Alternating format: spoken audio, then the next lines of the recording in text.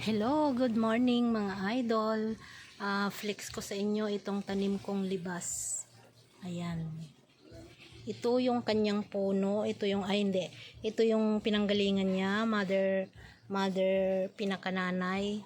Kusa na lang siyang namaalam kasi matagal na siya.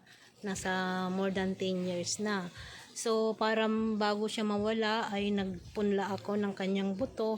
So, ito na, lumaki na. Nakatanim lang dyan sa paso. Ayan, pero mayroon siyang paso pa na malaki doon sa pinakababa niya.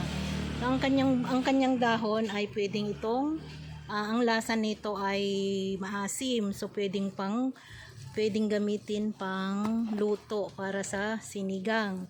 Ang kanyang bunga ito hinog na. O ayan, nalaglag na yung so kailangan ng kunin. Ibig sabihin hanggang ganito lang talaga ang itsura ng kanyang pagkahinog. Ayan, kunin na natin, pitasin na natin.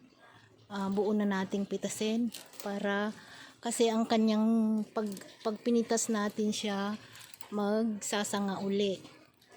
Ay, ang hirap pitasin. Ayan, nagkalaglagan na. Ayan natin dyan. Tapos ito ay, ang kanyang lasa nitong bunga na to ay manamis-namis na maasim at saka malutong. Tapos ito naman, pwede na ring harvestin yan. Ayan, thanks for watching.